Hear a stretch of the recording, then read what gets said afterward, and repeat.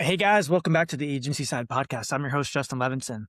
I'm really excited for you guys to hear this conversation with Natalie Silverstein, Chief Innovation Officer at Collectively. Natalie has one of the more unique paths I've come across in our industry, starting her career in environmental advocacy and communications before helping build one of the world's leading creator marketing agencies. Today, Natalie sits at the intersection of creator marketing, technology, and AI, helping some of the biggest brands in the world navigate a rapidly changing landscape. We talked about the future of creator marketing, how AI is reshaping the industry, why human creativity still matters, and what agencies need to be thinking about next. I learned a lot from this one, and I know you will too. Let's roll it.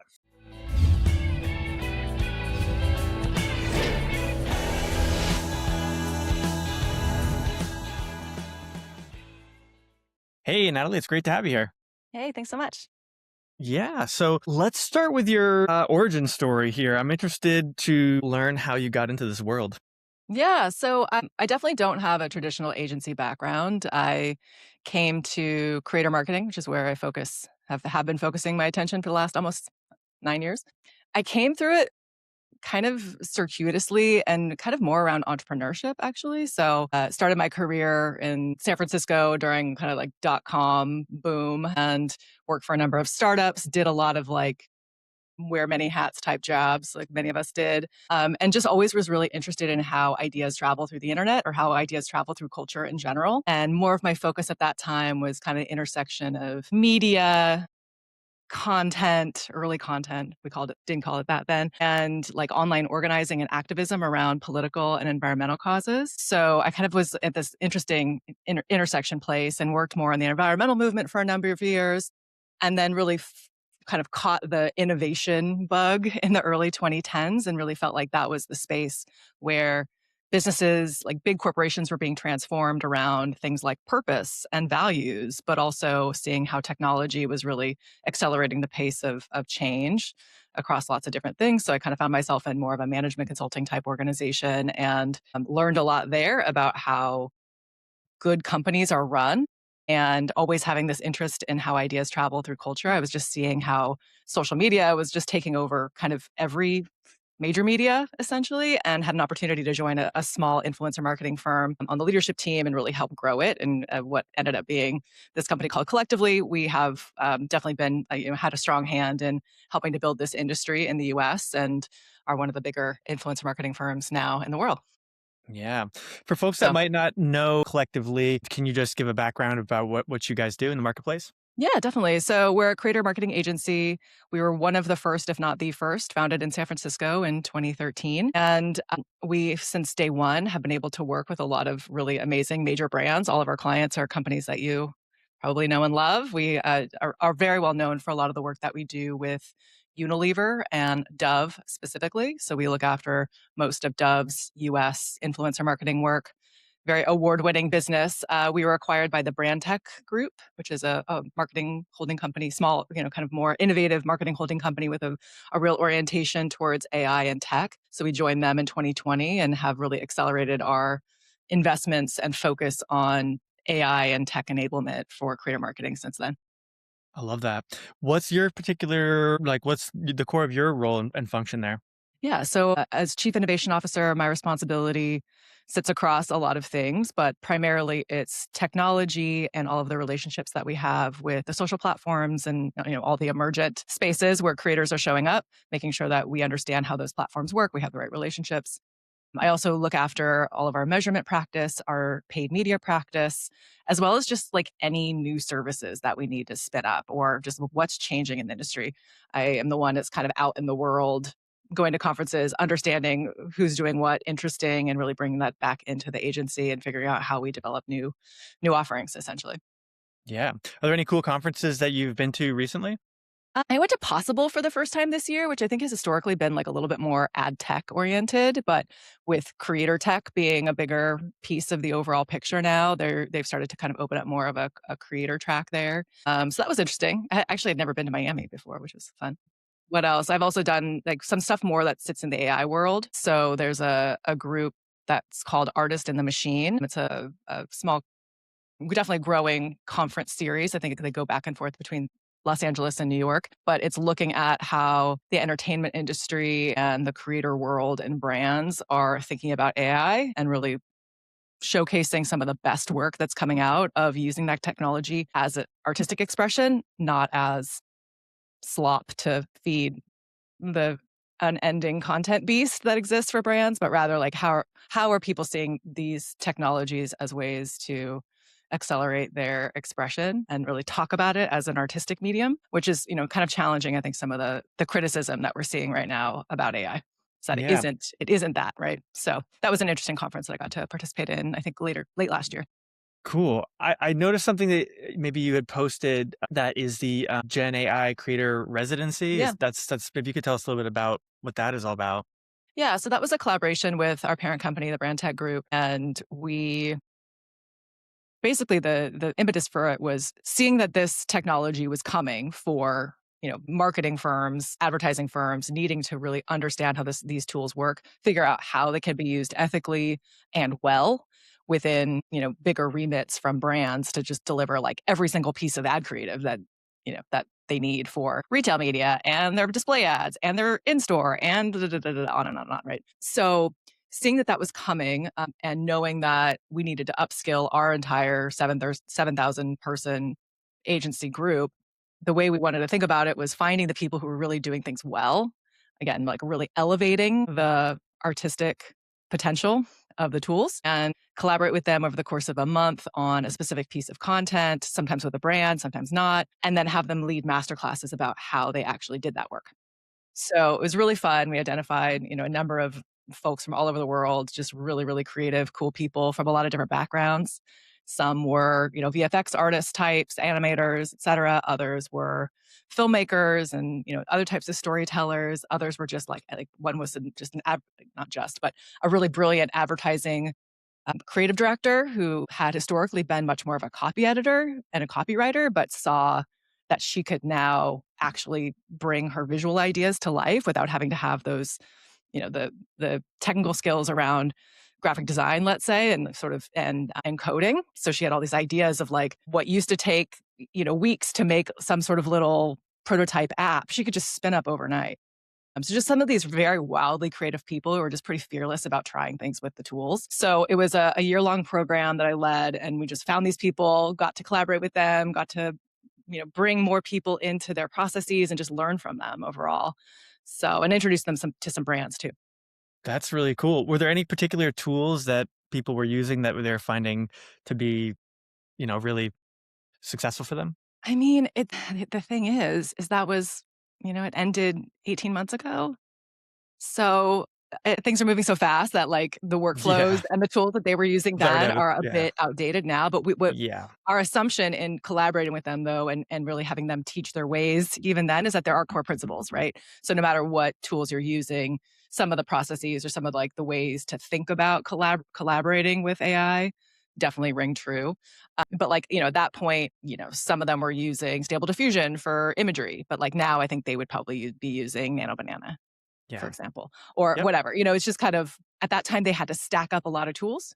And Yeah. now that's consolidated quite a bit, I would say. So, like for AI filmmaking, let's say, there was a lot more that you had to do just within editing software versus now you can do a lot more within the actual AI tool. You can get a longer clip essentially, kind of more richness and if that's what you're doing. So it's pretty wild how fast things are changing Sure in is. general. Yeah. Hold my hat. How are the brands you're working with embracing all these changes? Yeah. So in the creator marketing space specifically, and just again, I feel like I didn't necessarily get super into exactly what collectively does with brands, but essentially we're hired to take their whole influencer marketing budget, let's say for a whole year. So sometimes up to 20, $30 million if it's a huge brand. People are spending a lot more money on creators. And we're asked to basically build the strategy and then execute all of that creator marketing on their behalf. So it's everything from big celeb type creators, digital celebrities plus traditional celebrities, events and, brand trips and things like that, the kind of splashier stuff, all the way down to, big scale campaigns where we're sending thousands of creators samples of products and asking them to post. Maybe we're paying them, maybe we're just giving them, just asking them if they'd like to post as opposed to you have to post, you're uncontracted to post. So we do all types of creator marketing. And it shows up on all types of social channels and also increasingly things like podcasts and Substacks and these other spaces where creators are really kind of dominating the channel. So that's what we do. In terms of AI adoption in creator marketing, we're definitely seeing brands less eager to work with like synthetic people Yeah. creators. I think because the reaction to those types of AI applications are typically not great. So if you look at the comments on something that feels AI, but like sort of deceptive, where Yeah. it's like it's a fake UGC creator sitting in their car talking about a product, right? Audiences do not like that, right? And that's not good for brands, especially like the types of brands that we work with, which are typically tied to publicly traded conglomerates that are risk averse for any kind of major backlash, right? Where we're seeing more interest is in the types of content and creators that are using AI very like obviously and deliberately. It's almost like the main defining like border is like, are you deceiving us or is everybody on the same page that this is AI? You know what I Yeah. mean? Yeah. Like it's becoming sort of a new aesthetic, right? And a new thing of like outlandish, crazy animation or a different type of storytelling, right? But it's not like pretending that it's not AI, you Yeah. know? So Exactly. that's where I think there's more interest in like pushing of like, okay, well, what could be possible here? Are there people that are people or, accounts that are kind of gaining traction? That's where I'm seeing more experimentation on the content side. Then on the back end, I think everyone is looking for efficiency. So there's a lot of more back office AI operations stuff that's happening everywhere of just how can we make things faster? How can we make things how can we support creator marketing at scale so one individual person doesn't have to shoulder the entire responsibility of reviewing every single piece of content in minute detail, for example. Like there's a way for technology to help feel confident that things are on brief and not violating various rules that we've sort of set out. So that's where technology is definitely happening. AI technology is definitely being applied to the back end of things. And then the third area is that brands are more and more needing to figure out how to show up in generative engine answers. So Yeah. as more and more people turn to ChatGPT or Claude, or even just as Google is evolving to really focus more on those AI answers, they want to be in the responses. If somebody says, like, for example, for Dove, like, what's the best body wash for someone who's whatever, Yeah. early 40s with eczema, they want to show up in those answers. So how does all of the content that you're creating that gets put onto the internet that most models will be able to ingest, how is that optimized to be able to support showing up more? So that's being Yeah. kind of it's a new angle on creator marketing because it's a big flywheel of what's being created. Yeah. Yeah. Definitely people are going to the AI to ChatGPT to find their answers. And that makes sense why you'd want to be up there, up in quick results, just like you would in a Google search years ago. Exactly. Do Yeah. you think there's ever going to be like like right now, you're saying with the AI content, like it's clear it could be absurd that this is AI, and so it's like it gets a pass because it's being used, creatively in that way. Do you think like it's ever gonna get to like the gap is gonna close where it's like you're not gonna be able to necessarily tell the difference between the AI and it's gonna be even more blurred, or do you feel like it's gonna kind of stay like this? Thanks for tuning in, folks. This episode is brought to you by Coming Up Creative, a relationship first boutique creative recruitment agency. We disrupt the creative ecosystem by running sophisticated, multi channel campaigns with custom video and voice outreach that actually gets responses. We actively market the agencies and brands we represent to help them stand out to today's industry's top talent, all backed by real human connection and AI powered targeting. If you're ready for a modern recruitment approach, visit www.comingupllc.com and get started today. Yeah, I mean, it's definitely going to be more blurred. I mean, Yeah. even just some of the things I've been seeing recently in, even in like political advertising is pretty No. crazy. Yep. And you have to be pretty discerning to know that it's fake, right? Yeah. So there's sort of the like bending of reality in that respect that's concerning. Yeah. In the creator space, the main premise of creator marketing to date has been that people want to know what other people are doing and are interested in. Like we're just social creatures, and therefore we're kind of just want to know what other people are into, right? Yeah. And so it's kind of been the buzzword has always been authenticity. And the more a creator can perform authenticity, the more likely they are to be trusted. Yeah. So I don't know if, the puppet masters behind an AI creator can achieve that. Yeah. Maybe. There was a New York Times article over the weekend about the AI actress Tilly Norwood, who made there was a lot of press about her, whatever it is, in the last few months. And one of the journalists, New York Times journalist, who's like well known for doing celebrity profiles, her name's Taffy Brodesser-Akner. She did a profile on Tilly, and but really the profile was on the creator of Tilly, who is Mm, a person who has a background in performance and is a creator, right? And so she's sort of like using Tilly as her proxy in a way, right? sci-fi. So yeah, so it's like, okay, what are we doing here? There's in China there are fully automated AI creators for sure that exists. From what I've seen to date, there's still like again the sense of like somebody is making this. At least even if the AI is able to kind of respond in conversation and whatnot, somebody is prompting that. Somebody has shaped that personality. So I don't know. I mean, we're just getting into like super Yeah. Black Mirror territory. Yeah, I mean, for me, I mean, also, I'm a big music fan, obviously, and there's been viral artists like Velvet Sundown. I think they were like featured in Rolling Stone. It was like an Okay, yeah. AI band that like went like crazy popular. But there's something for me like, and I think this is where that authenticity thing is like I want to know who the songwriter is. I want to know them as a person. I want to know their feelings. I want to know like there's still something to that story. I'm like a Beatles freak, so it's like I can't imagine anything ever replacing like the magic of that story from Liverpool to, Ed Sullivan. Yeah. So Right. It's like, yeah. is it, I don't know. I think we want to know who the artists are, whose Yeah. work who resonates with us, and like can work resonate with us if it doesn't actually it's great art is like one person's inner life being expressed and you feeling like you're seen through that, right? In some way or Yeah. another. I wouldn't say that all creator marketing is art, let's be real. But like there is something about like the human connection that I don't know if a dead-eyed fake person is like going to be able to do that. I don't know. I mean, I think we also have to kind of recognize our like my millennial brain is very different than, folks who are coming up now who are growing up in this world, right? Yeah. I'm So, saddled with that same millennial brain. yeah. Curious with like you were talking about the budgets and everything for all these creators and everything you guys create. How do you calculate success like in terms of like client spent $500,000? What do they expect to get? What does that kind of look like?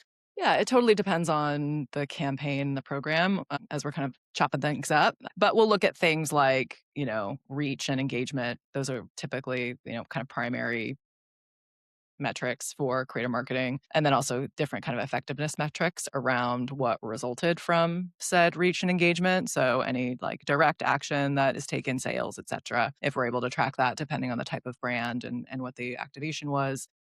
Then things like brand lift and, again, more of these kind of effectiveness measures around the content. There's also kind of cultural resonance. So what are we seeing in terms of broader ripple effect of, a ton of, investment in content? Are we seeing then a lot more organic mentions in social listening and kind of broader chatter? We also look really closely at the conversations, around specifically video content and like what are people saying about this work? What are they saying about the brand as a result of this advertising, of these messages? Are we seeing shifts in the way that, or in the public perception? Are we seeing purchase intent? Those sorts of things. So we're looking at a lot of different dimensions, but And more and more we're able to get closer to kind of direct attribution for sure. are you building your own tools to track these different metrics? Yeah, so the social platforms, spit out a lot of metrics, performance metrics per post. So mostly it's everybody kind of is dealing with the same data. It's really then a question of how you're looking at that data and what other data sets you're able to access to kind of layer into that. So collectively has our own models of just like how we think about communicating value, but we don't necessarily need and technology is part of that for sure. And more AI is kind of coming into that because we're able to kind of accelerate the kind of data science side of things and experiment a lot more than we would have been a few years ago, for sure. Yeah.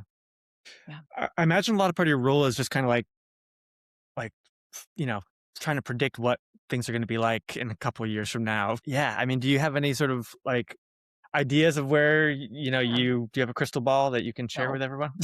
I mean, I think we're all like, even just like recognizing that we're only halfway through this year, it feels like I feel like I've aged No. since January. But I think that no matter what, AI is going to be a bigger part of things. And whether it's, literally AI replacing or trying to replace like a creator type, the type of creator dynamic that we've had to date or not.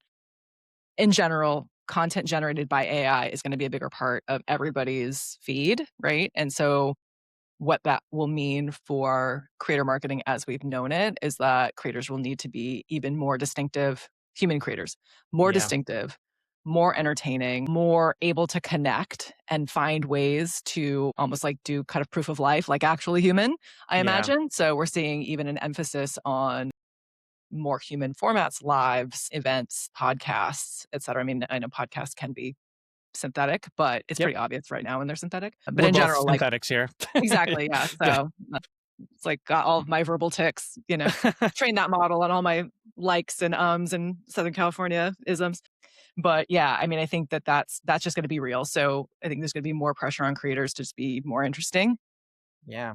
I think that you know, the creator economy is not slowing down. I would say bigger picture, general economic precarity for people is pushing more and more folks into creating online businesses of all kinds, and communicating about that business essentially makes them a creator, right? So that means that there's more like inventory, if you will, of creators, and supply of different types of creators to engage with and showing up on different platforms. So we've done a lot of work in the B2B space with a number of like kind of personal finance brands and SaaS brands like Salesforce, Intuit, et cetera. And so the communities of like entrepreneurship creators or small business, various types of small business creators or whatever. I mean, that world has really expanded quite a bit, and they live on mostly on like YouTube and LinkedIn, let's say, right? So there's just like an expansion overall, and just more complexity, I think, is what we'll see. Yeah. You'd mentioned earlier on we were speaking about correct me if I'm wrong, but you were interested in environmental issues. Was that something Hmm. that you had mentioned? Yeah. So I guess like from what I'm putting together that it's probably important to you that things are done ethically. Like now, do you sort of share that same? I'm kind of reading in between the lines, but do you sort of feel like that's analogous to how you see like AI being used ethically, morally just? I think all of us that are in this world and, and integrating these technologies are trying to learn about them. I think everybody has concerns about the environmental impact of just flagrant, growth with no like unfettered growth of data centers and whatnot. Like that is extremely concerning. And so what it makes me think about is like where is AI additive? Where is it doing something important that we couldn't do before versus where is it just swapping something that we could have done with existing technology for less impact, you know? So as we think about integrating AI into our operations, I'm thinking about like, okay, where is it truly making an impact? Whereas it's versus it's just kind of like a little trick. Yeah. You know what I mean? Yeah. But I mean, I'll be candid that I am conflicted about a lot of it, you know? Yeah. Just like how to navigate. It's just it feels very difficult as an individual person to kind of think through like, how do we make sense of this kind of unstoppable tidal wave coming for us, but also stand firmly in some sense of our values. Yeah. It's Well, tricky. from a recruiter's seat, I definitely see a lot of agencies always asking me for AI innovation people. It's becoming a Oh really yeah. popular Yeah. role. People are asking me for it. So excited to learn. I've been excited to learn about you and your role and so it's good education for me. What are you finding? Like, I guess what roles are you finding that are kind of the hardest to fill within the agency right now? What kind of people have you been looking for the most? What kind of talents? Yeah. I mean, I think we're still mostly focused on, like producers and people who really understand social and understand creator marketing and how to do it at scale efficiently and with a lot of integrity in terms of just the way they treat creators, the way they treat clients, like, high level of client service and, you know, able to hold a lot of details, right? Yeah.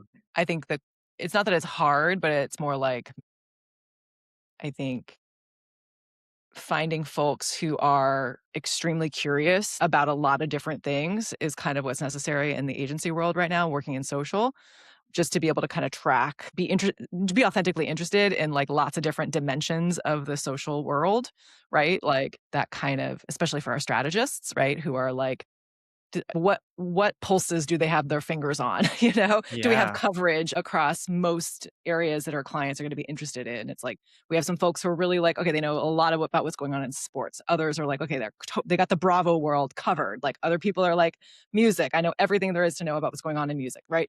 Like kind of having that coverage, because everything is so, the work that we do requires just a real kind of up-to-date cultural fluency across a lot of dimensions. So I would say that's tricky. And then on the tech side of things, we're definitely, in that kind of like hiring AI operations type people who are able to like sort of assess process that exists now and help us define where should things be shifted into more like AI enabled workflows versus full automations that may or may not be AI oriented and maybe other systems, but should be automated.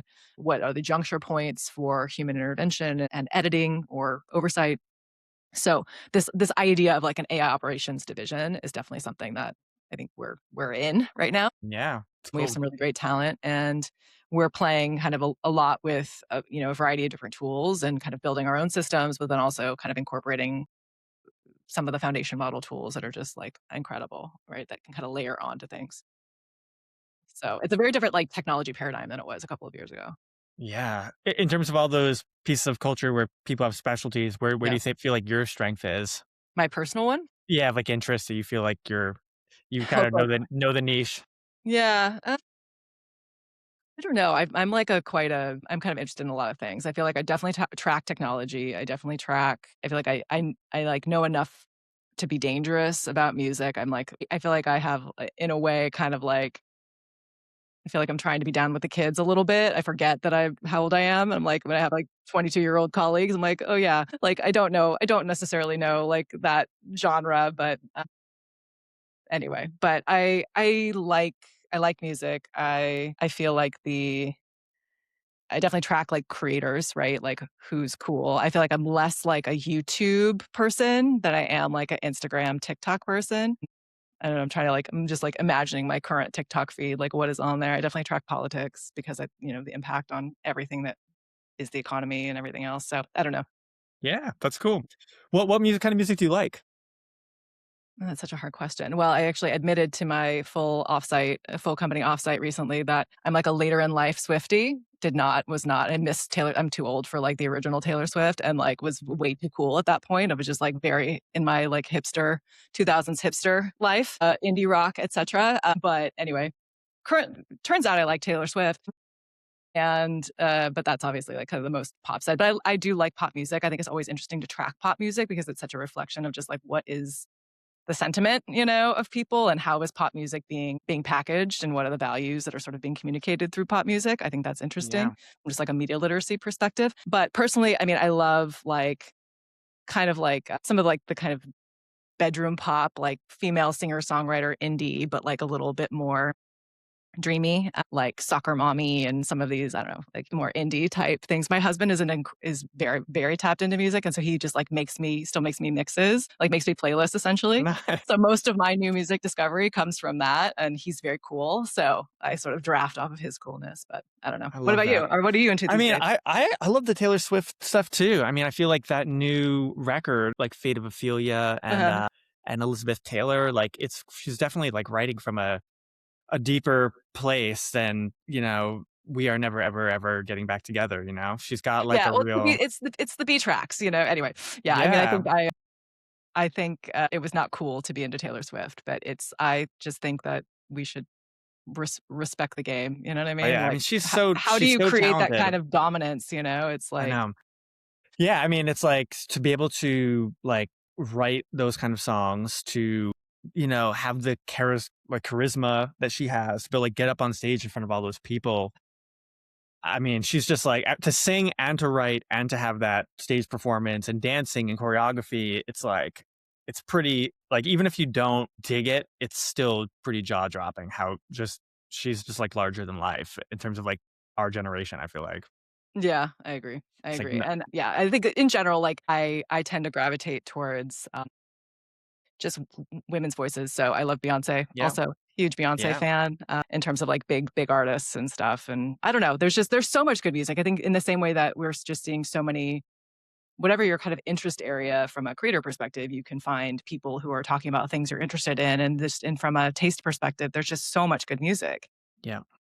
And It's kind of overwhelming. it's just everywhere too. It's Yeah. like, I was hearing an interview with Weird Al where he was just basically saying like he could do parodies because everyone was looking at the same music on Right. MTV. So it was Yeah. easy to be like, oh, I'm going to do, make fun of, a Michael Jackson song or a Nirvana tune. But now we all have our own little pockets of like, oh, I like surf rock, or I like, dreamy, female. So we're all sort of like, in a way, it's like everything is accessible and out there, but we're all sort of like in these sort of like sub niches, which is kind of weird compared to how it used to be. Yeah, for sure. For sure. Speaking of kind of like worlds where things there used to be like mass culture. We've started like in the evening, sometimes instead of watching shows on TV, we'll just watch YouTube. I think this is also something that's pretty a Yeah. big shift, right? It's like YouTube, set top YouTube. But some creators or I don't know if it's labels or whoever, but has remastered a lot of old recordings, like even like classic rock, like the Rolling Stones in 1966. They've remastered the video using AI tools, like essentially like upscaling using AI. Yeah. And so like Mick Jagger, like at 24 in like perfect 4K, or like the Beatles or whoever, like there's all these videos now that make, and even like even watched MTV Unplugged Nirvana, which is like Yeah. very I remember that. millennial in my heart, but it like looks like you shot it with your iPhone. Do you know what I mean? So Yeah. there's like the way that AI is kind of finding its way even into like reimagine, like basically like kind of reintroducing some old stuff to Yeah. people is crazy. It's very cool. There's actually that new music video that's out, the Rolling Stones, where they're all like really young. That's just out. They have a new album out, and it's Oh, crazy. really? Yeah, just Is check it out the music. actually them or is it AI them? It's AI them, and I don't know, they're like, I don't know, probably in their, like, 20s in the Okay. video, and Keith Richards and Nick, and it's just, like, really, really bizarre. I saw Billy Joel did a really weird video too, where he was, like, young, like, in, like, probably the early, like, 80s, and then it sort of morphs to him being his current age, sort of like this. It's Yeah. weird. It's weird. It's weird, but I think like the fact that these when we see old footage, even like there's a Beatles documentary about the you probably watched that. This like the Apple Yeah, TV documentary. It's like 4 part yeah, documentary, incredible. yep, But I think so much of sort of history we think of like the footage we have of the past feels so distant because of the quality of the recording. And yeah, if they can now using tools like take that same recording, but like make it feel so current, it's like yeah, time collapses in this really crazy way. yeah. That Like, I when find I just find it super interesting, you know? they pulled John Lennon's voice out for that Beatles single, Now and That's right. Then, I Yeah, yeah, think, yeah. yeah, Yeah, yeah, and yeah, that yeah. was super cool because, like, they couldn't pull that lead vocal out before, and now you can just take out a piece of a recording, which is just, like, crazy. When I was a kid, we had these, like, Tascam 4-track cassette recorders, and we'd be making noise. Everything was all just, like, crap and sounded Yeah, terrible, and to think that, like, I mean, yeah, honestly, to even think about ho that it got onto computers and that now you can isolate and take things out, remix them is just, like, it is absolutely mind-boggling, but yeah. it's cool. Yeah, super cool. But, but now it's like, okay, so what is what does everybody listen to? Just kind of speaking of like what I track or what I've focused on, every person under 25 that I encounter, I interrogate them about their media habits and what they're into. Just it's like I don't have kids, so I don't have quite as much connection. But it's like all my little nieces and nephews and godchildren. I'm just like, tell me what's cool. What do you think is cool? Like, how are Yep. you using Snapchat? Snapchat. What are you listening to? Because I think it is so kind of tribal in a way of like what people are into. So we just don't have that like everybody listening to top 40 radio. I do have 2 kids, 2 little girls, and I am bombarded with all of their crazy stuff, like the 6-7 thing that still doesn't seem like it's ending. Yeah, but it's like I think the in some ways because of the internet, it's like older people can be vultures to young people to youth culture in a way that is super off-putting, I'm assuming, for them. And like Yeah. there's like it seems like there's sort of a developmental need to rebel and create distinctive expression and generational, unique things, right? And it's like Yeah. the issue now is that because it's like the stage on which that's all played out on is the same one that companies and marketers and just anybody can sort of snatch, right? Yeah. And criticize and like whatever, versus I think there used to be a little bit more space to explore. And that's like Yeah. there's some kind of interesting things happening on like I'm not really as tapped into this, but like is it called far TikTok? I think it's called I don't far know. TikTok. There's basically like ways that people have created to tap into like weird stuff, create and then like almost like create codes, like entry codes to find it, like within these corporate behemoth algorithmic monsters. I'm pretty sure it's called far TikTok. So check it And it's out. like Far if TikTok. do you know what I'm talking about? I've heard. I don't know actually. To be honest with you, Okay. I've heard of this before. So apparently the way you access it is by searching with very, very crazy strings of letters and numbers, because that's how that content is tagged in a way that the algorithm would like never understand. It's a way Weird. to sort of like trick it and like have this stuff sort of live in this other, again, think of it sort of visually as like spatially, it's like the far corners, if you will. Then there's like, I don't know if it's brain rot type content or just other stuff that kind of exists in these kind of invisible spaces. Like they're Weird. online, but they're more invisible. And like in some ways, like maybe some things are incubating in spaces like that we don't know about. That's I don't know. cool. Well, Yeah. I'm trying to not let the old man in and be judgmental about the kids content that I see. Cause I can like come into a room and they can be like watching a show where there's like people are playing with Barbies and talking and you're watching a video of people playing Barbies. I'm like, we used to just play Barbies. Now we're We used watching to play videos of people Barbies. playing Barbies. I This is know. really weird. Like, is this healthy? Like, should we be like encouraging this? And just like very like, it's just some strange content. My youngest 3, she was really into watching AI cats sing that Bruno Mars song Apathy, or whatever it's called, Apartment, APT, or Sure, whatever sure, it's called. sure. Yeah, yeah. Just watching AI cats like sing that song and like scrolling through thousands of these and being like trying to be like, well, when I was your age, I was watching like blah, you know what I mean? I go into like the things I'm trying to like not let the old man in, but it's easy to get judgmental about some of it, coming from a different time period. Like I kind of yearn for more like thought, I guess, and just like the content sometimes where I'm just like, I want more of a story or more like I like the way old cartoons are shot because it just feels like there was so much work put into them. I mean, not that there's work put into them now, but just in my letting the old man brain in, I just somehow convinced that what I grew up on was of higher quality when it, not necessarily is, but I mean, it was just done really this is a different world. That world doesn't yeah, exist anymore. yeah. So, I think I've that's got to the let it go, interesting that's Natalie. like the millennial conundrum is because 'cause we're like the Yeah, last ones who sort of had a foot in the old yeah. world and now No live in this iPhone. new world. Yeah, Yeah, exactly, or just they in didn't. general, the internet, hardly. So, I mean, I think it's important to be discerning and, like, critical and not just like let this stuff wash over us uncontested, but also we just live in a different world now. I don't know. I think it's really, I imagine being a parent is really challenging. So, and I know it is for Yeah, people it's that I'm close to kind of help your kids navigate and have media literacy. To me, that's the thing is like media literacy is a much trickier endeavor now because there's just so many more dimensions to understand and to uh, you know, if you're thinking about the economic incentives of the people that are making the stuff, that's kind of one dimension. You think about like, okay, what is this story saying? Is it saying yeah. anything? Should it be Hmm. saying something? Do I expect it to be saying something? What am I taking away from this subconsciously or consciously? All that I Yeah, think is probably the conversation to be having rather than trying to fight against exactly. If you just fight everything. against it, it just gets cooler. But yeah, I mean, I Yeah. remember like growing up and you know, you'd get like, have Joe Camel, you know what I mean? Or Oh yeah. you Yeah. get Yeah. like like people like family members would get awards for smoking. You get like a Joe Camel fishing lure, and I'd be a little kid casting out a Joe Camel fishing. Like it's so weird. But Totally. I'm sure there's those secret, advertisements and things that are going on with the content the kids are watching too. And, Yeah. Or it's it's got to be, values. It's like yeah, or value something that yeah. is not necessarily positive for them to learn. Yeah. Yeah, right. It's not like So kind of government funded Sesame Street that's like yeah. for the public good.